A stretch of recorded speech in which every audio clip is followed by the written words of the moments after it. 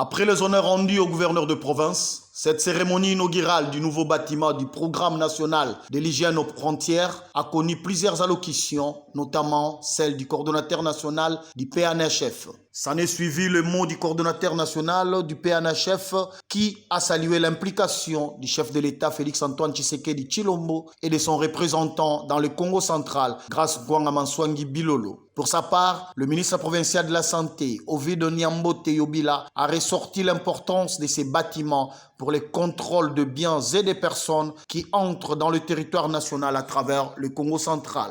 Je voudrais rendre un vibrant hommage à son Excellence, Monsieur le Président de la République, Félix-Antoine Tshisekedi Tshilombo, qui, à travers son programme de couverture santé universelle, vise à renforcer la surveillance des maladies sur l'ensemble du pays.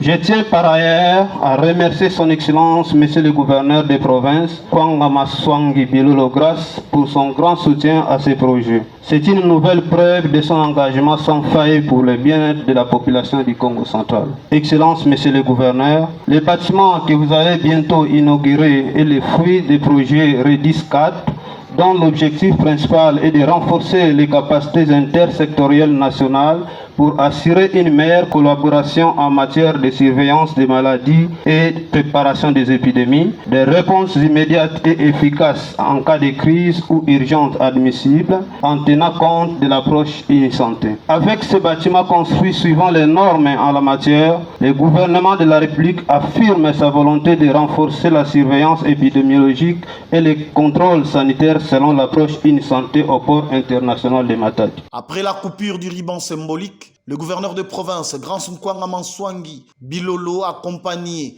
du vice-gouverneur Prosper Ntela, du questeur Omega Mbadou et d'autres officiels présents, ont eu droit à la visite guidée des différents compartiments de cet édifice. Notons que ces bâtiments s'étendent sur un espace de 862 mètres carrés avec 26 locaux répartis dans 2 niveaux. L'infrastructure a été construite avec le financement du gouvernement central et celui de la Banque mondiale.